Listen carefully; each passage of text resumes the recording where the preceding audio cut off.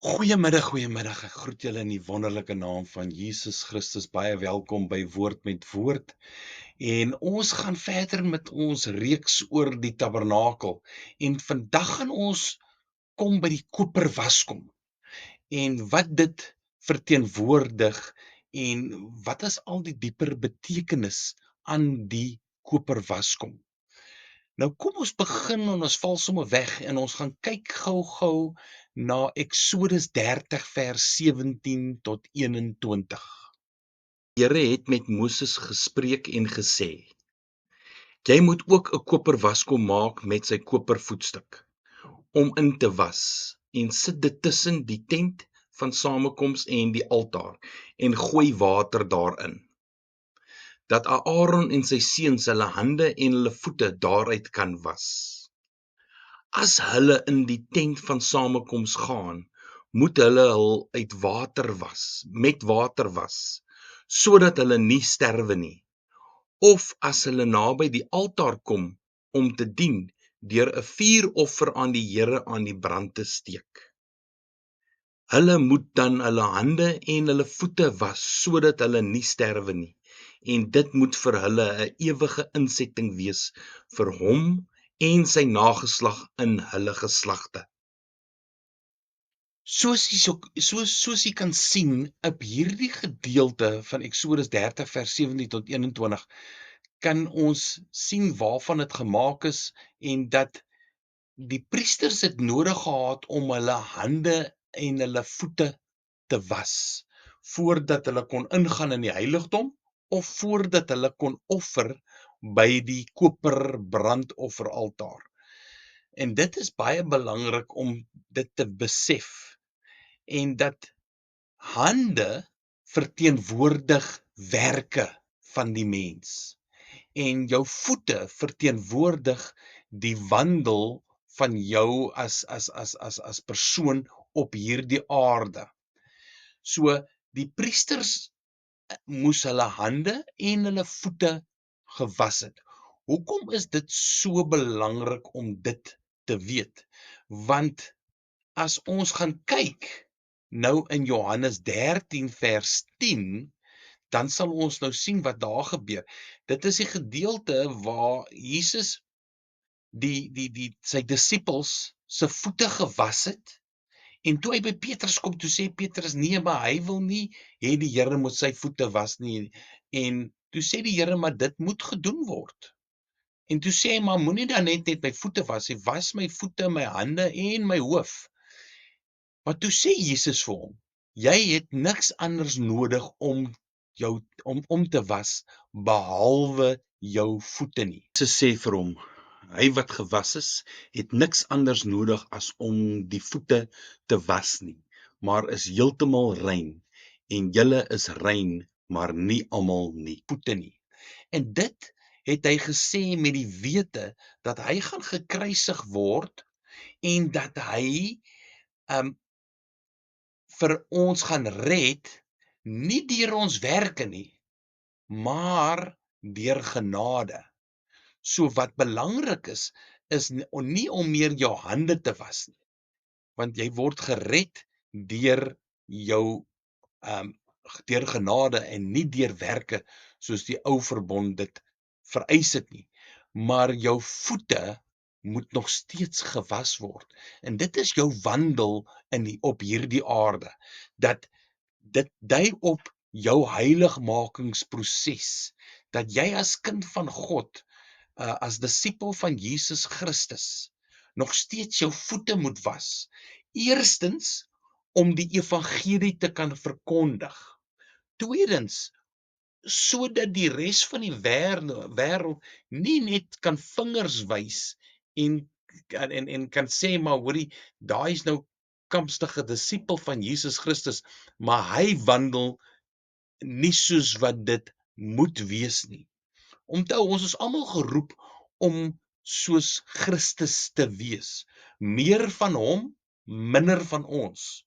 So dus in die Nuwe Testament was dit nie meer nodig gewees vir ons om ons hande te was nie.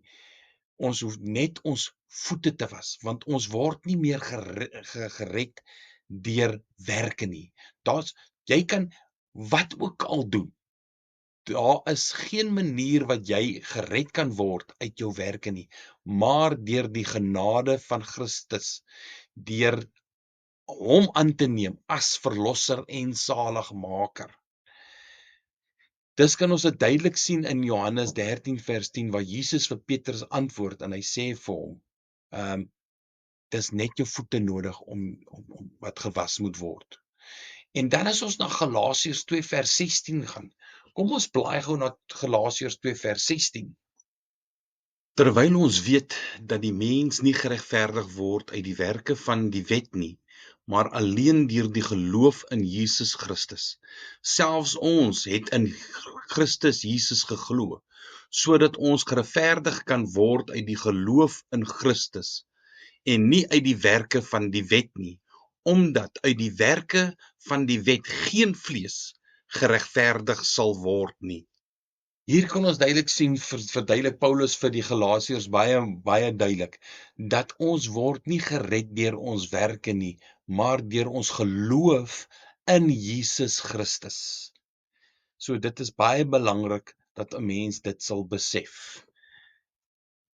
Nou as ons verder gaan kyk net gou, dan kan ons sien, die koper waskom, hier is daar gewas en verteenwoordig die geestelike heiligmaking en reiniging en toewyding vir dienswerk. Voordat die priesters hulle dienswerk kon doen, moes hulle hande en hulle voete gewas het. So die koper waskom verteenwoordig reiniging voor jou dienswerk wat jy moet verrig. En as ons gaan kyk na 1 Korintiërs 6 vers 11, kom ons blaai gou daarna toe, dan kan ons gou loer wat die woord daarso vir ons sê. En dit was sommige van julle, maar julle het julle laat afwas, maar julle is geheilig, maar julle is geregverdig in die naam van die Here Jesus en deur die Gees van ons God. Ja, hierso kan ons duidelik sien dat Paulus in vers 10 sal verwys na al die dwaal, as 'n mens afdwaal en jy begin al hierdie verskillende sondes noem, en hy noem 'n hele rits van hulle daarop. En dan sê hy, maar julle is nie so nie, want julle is afgewas. Okay? So, dit is belangrik dat 'n mens daarna sal kyk dat jy moet gewas word. Die bloed van Christus was ons. Daarom die waskom reinig ons. So die koper waskom verteenwoordig die reinigingsproses, die heiligmakingsproses wat ons deurgaan. Nou jy moet iets oplet dat voor die priester in die heiligdom kon ingaan, hy het homself nie net een keer 'n dag gewas en dan ingaan nie. Elke keer as die priester buitekant was en hy wil weer teruggegaan het in die heiligdom, moes hy weer sy hande en sy voete laat was. En as jy verder lees, sal jy ook baie maal sien dat soms hange wat die priesters gedoen het, moes hulle selfs hulle klere verander het en hulle hande gewas en hulle voete gewas het voordat hulle kon ingegaan het. So dit is iets wat dui op dat ons die heiligmakingsproses gedurig deur moet toepas in ons lewe. Dit moet deel wees van jou daaglikse wandel. Dit word nie net gedoen in die oggende of net in die aand nie. Dis nie net eenmal per dag nie, maar die heel dag, elke keer voordat jy enige dienswerk vir die Here doen, dan was jy jou voete om jou wandel, jou heiligmakingsproses, jou reinigingsproses wat jy toepas. Iets anderste wat baie interessant is, wat ons kan oplet, is nadat 'n mens Christus ontmoet het by die poort, waar jy hom ontmoet het mos nou as die koning, as die perfekte mens, as jou redder en as die seun van God, het jy hom mos nou by die poort ontmoet, en nou het jy ingegaan, toe het jy by die koperaltaar gekom, en daar het jy besef dat daar was 'n prys betaal gewees vir jou sondes, maar dat jy ook 'n stryd het en 'n prys het wat moet betaal word, dat jy ook jou kruis moet opneem, dat jy ook die vlees moet kruisig sodat jou gees kan sterker word. So die water verteenwoordig ook die dood. Nou waar ons dit sien, is dat die kind van die Here kom by die waterdoop, wanneer hy gedoop word. En dan kan ons gaan loer daar na Romeine 6 vers 3 tot 7. Of weet julle nie dat ons almal wat in Christus Jesus gedoop is, in sy dood gedoop is nie? Ons is dus saam met hom begrawe deur die doop in die dood, sodat net soos Christus uit die dode opgewek is deur die heerlikheid van die Vader, ons ook so in 'n nuwe lewe kan wandel. Want as ons met hom saamgegroei het deur die gelykvormigheid aan sy dood, sal ons dit tog ook wees deur die aan sy opstanding. Aangesien ons dit weet, dat ons ou mens saam gekruisig is, sodat die liggaam van die sonde tot niet gemaak sou word, en ons nie meer die sonde sou dien nie. Want hy wat gesterwe het, is geregverdig van die sonde. Nou hier kan ons duidelik sien dat die ou mens word begrawe in die water en die nuwe mens staan op, sodat die ou vleeslike sondige natuur mens word begrawe soos wat Christus ook begrawe is na sy dood, en dat ons saam met Christus weer opstaan as 'n nuwe mens, en dat ons dan sal streef daarna om nie meer enige sonde te doen nie. En ek weet, ons is menslik, niemand is perfek nie, maar die dryf binne in ons, van ons gees af, moet nog steeds wees, om elke dag beter te wil wees, om werklik waar die heiligmakingsproses deel te maak van ons lewe. En hoe doen 'n mens dit? Deur seker te maak dat ons wandel in hierdie lewe en op hierdie aarde reg is, en dat ons reg handel met die skepping van God. Hoekom ek dit sê, is dat daar soveel mense is wat nie besef nie, dat onthou, dit was 'n opdrag van God gewees om ons om sy skepping te onderhou en daarna te kyk, en werklik waar dit weer, en as 'n mens kyk partymal hoe mens omgaan met diere en met hulle naaste mense, dan vra mens die vraag, werklik waar, is daardie tipe wandel korrek van 'n disipel van Christus, 'n kind van God, dat alles wat deur God geskape is, moet kosbaar wees vir ons.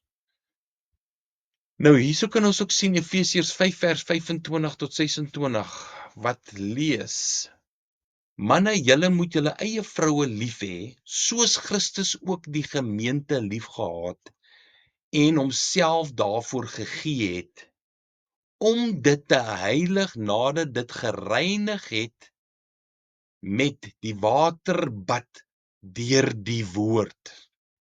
Baie belangrik, die waterbad deur die woord.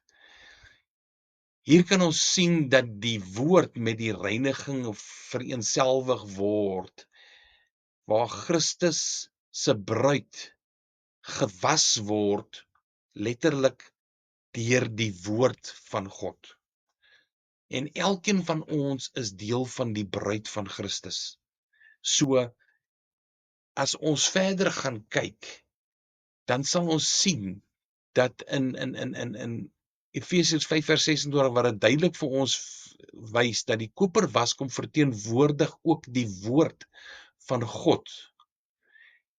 Dit was gemaak van blink gepoleerde koper wat so spieëls was. Dit sal ons sien in Eksodus 38 vers 8 as ons gou daar kan lees. Hy het ook die koper waskom gemaak met sy kopervoetstuk uit die spieëls van die diensdoenende vroue wat by die ingang van die tent van samekoms gedien het. Hier kan ons sien dat die diensdoenende meisies se koperspieëls gebruik is binne in die koperwaskom. Nou wat baie uniek is en belangrik is vir ons om te kan sien as jy na die koperwaskom kyk is, dat sou jy binne in deur die water in die koperwaskom kyk, dan gaan jy jouself sien. So jy sal in daardie koperwaskom kan sien of jy werklik waar skoon is, of daar nog enige vuilmerke aan jou is. So baie belangrik is dat ons begin onsself sien deur die woord van Christus, van God. So hoe meer tyd ons in die woord van God spandeer, begin ons onsself sien en dan die woord sal vir ons begin uitwys wat in ons nog gedoen moet word. Dit sal vir ons nog wys dat ons nog mens is. As 'n mens gaan kyk na 1 Timoteus 1 vers 15, dit is een van my verse wat ek baie lief is voor. Wat dit sê is, dit is 'n betroubare woord en werd om ten volle aangeneem te word, dat Christus Jesus in die wêreld gekom het om sondaars te red, van wie ek die vernaamste is. Vat die versie en maak dit jou eie. Ja, Paulus het dit geskryf aan Timoteus, maar Paulus sê hier uitdruklik van wie ek die vernaamste is, dat ek die vernaamste sondaar is. Paulus van alle mense het daardie nederigheid in hom gehad en daardie besef gehad dat hy nog steeds 'n sondaar is. En sodra jy begin vergeet dat jy nie meer 'n sondaar is nie, dan begin 'n mens vergeet van die genade. En dit is so uiters belangrik dat 'n mens moet besef dat ons strewe tot om beter te wees, maar ons bly elkeen nog 'n sondaar. Daar was net een mens nog ooit op hierdie aarde gewees wat sondeloos was en dit was Jesus Christus. Dis sal ons nou besef, hoe meer tyd ons in die woord van God spandeer, dan begin ons die waarheid ontdek omtrent onsself en oor God in Christus en dat ons hom nodig het en die genade wat daar is vir ons. So hoe meer waarheid ons ontdek, hoe meer raak ons bewus van die gees van waarheid wat met ons begin praat. En hoe meer waarheid, hoe meer vryheid. As ons gaan lees in Johannes 8 vers 32, dan is dit baie duidelik. En julle sal die waarheid ken en die waarheid sal julle vry maak. Soos enige ander deur wat ons kry, want ons gaan nou beweeg na die in die heiligdom na die koperwaskom. Nou soos ek reg in die begin gesê het, ons het mos gehad die poort wat genoem was die weg, dan het ons die deur by die ingang van die heiligdom gehad wat die waarheid was en dan het ons gehad die gordyn wat die lewe is. Wat ons mos nou verwys terug na Johannes 14 vers 6. As jy reg kan onthou, het Jesus gesê hy is die weg, die waarheid en die lewe. So nou hoe meer tyd ons spandeer in die woord van God, begin ons waarheid ontdek. Nou soos enige ander deur, het ons 'n sleutel nodig om die deur oop te kan maak. En daardie sleutel is wanneer 'n mens die waarheid besef en ontdek wat in Christus is. Die waarheid neem ons dan deur die deur van waarheid in die heiligdom in. En dit is baie belangrik dat as jy in die heiligdom van God wil ingaan, moet jy die waarheid besef. 'n Mens moet die waarheid soek en dat jy die gees van die waarheid ken. Nou dit sal die deur vir jou oopmaak om in die teenwoordigheid van God dieper te kan ingaan. En dit is wat dit so wonderlik maak dat die Here die hele tabernakel so uiteengesit het dat dit jou wandel is as kind van God, hoe om in die teenwoordigheid van God te kan ingaan. So wat het ons nou sover gesien by die koperwaskom, is dat dit verteenwoordig die reiniging en die heiligmaking, die was, die doop van ons, en dat ons die waarheid moet ontdek deur die woord van God, en dat ons onsself binne in die spieëls, binne in die woord van God sal sien, en dat ons sal besef, soos Paulus besef het, dat ons een van die vernaamste sondaars is, en dat ons nie sonder die genade van Jesus Christus kan beleef nie. Dan kom ons by die volgende gedeelte, die volgende stap. Dan kom ons by die deur. Maar net voordat jy deur die deur gaan, sal daar 5 pilare wees wat jou ontmoet. Jy sal hierso sien, as ons gaan lees in Eksodus 26 vers 36 en 37. Kom ons loer gou net daarso, dan kan ons gou sien wat sê die woord van God in verband met die 5 pilare van die heiligdom by die deur. Eksodus 26 vers 36 en 37. Jy moet ook vir die ingang van die tent 'n bedekking maak van pers en purperrooi en bloedrooi stowwe en fyn dubbeldraad linne, veelkleurige werk. En maak vir die bedekking 5 pilare van akasiëhout en trek hulle oor met goud. Hulle kramme moet ook van goud wees en jy moet daarvoor 5 koper voetstukke giet. So eerstens sal ons besef, dis 5 pilare om die waarheid op te hou. Nou soos wat jy sal sien op die skerm, het ek vir julle uiteengesit Efesiërs 4 vers 11 en 14.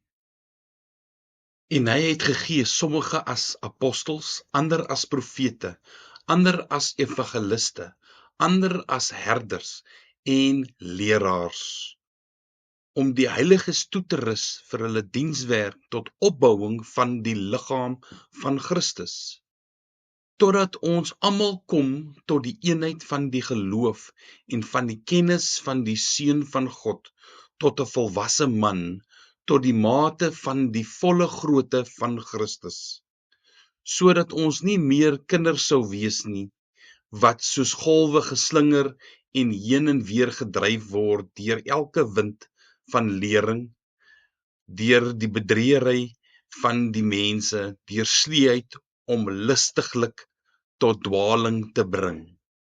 Dan sal 'n mens hierso sien dat dit verwys na die 5 bedieninge van die gemeente of die bruid van Christus.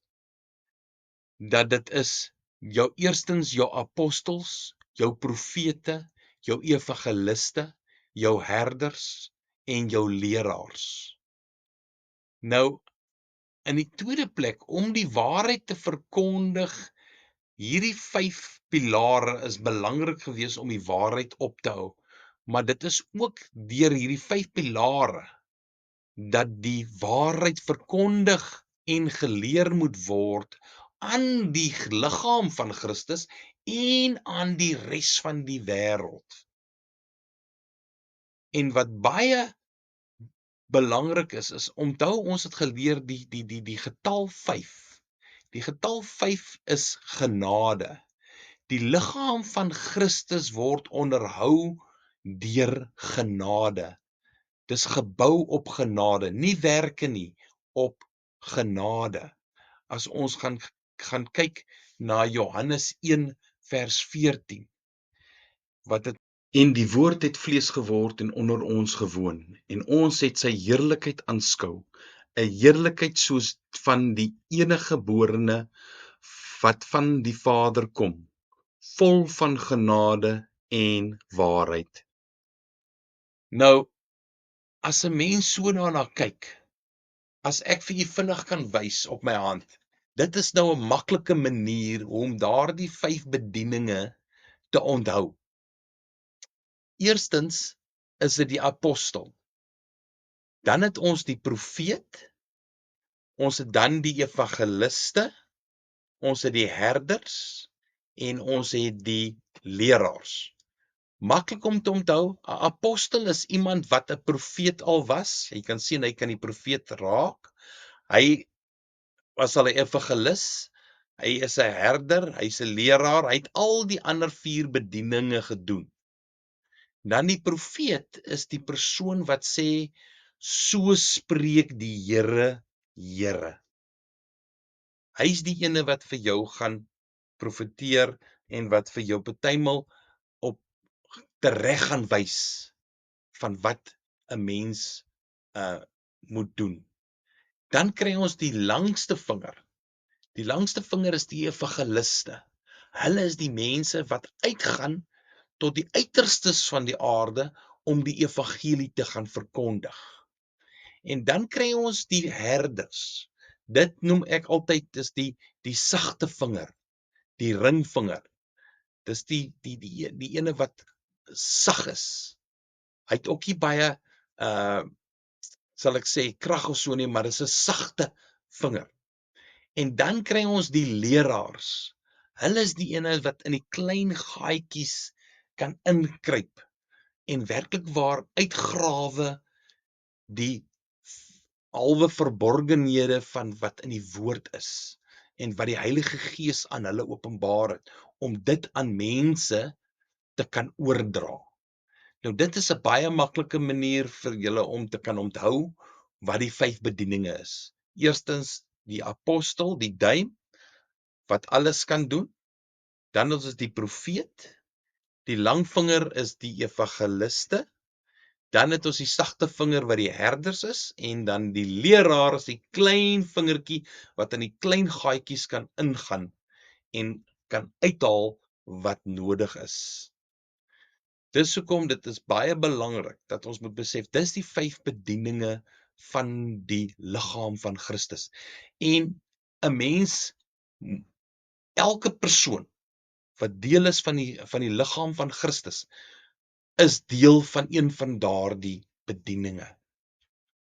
So hier ontdek ons dat ons aan 'n liggaam behoort en dat ek ook 'n plek in die liggaam van Christus het. En ek noem dit hieronder, niemand is 'n lone ranger nie. Jy moet deel wees van 'n liggaam. Jy moet deel wees van 'n gemeente. Tegnologie het dit deesdae so gemaklik gemaak dat ons op online kerk kan kyk. Mense, dis nie dieselfde nie. Jy moet fisies na die onderlinge byeenkomste gaan en jy moet dit nie versuim nie. Die woord van God noem dit vir ons. As jy in Hebreërs gaan lees, sal jy dit duidelik sien.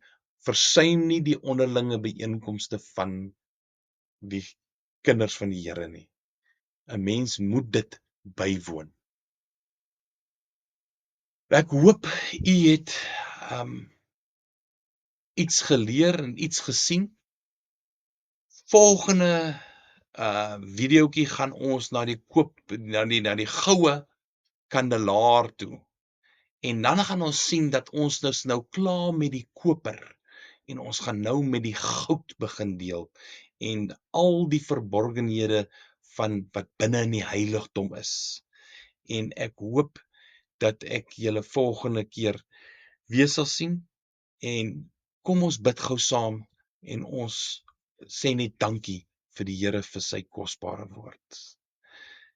Dankie Hemelse Vader vir die voorreg om uit u woord te kan gesels, en Here, dankie dat ons kan sien, Here, dat daar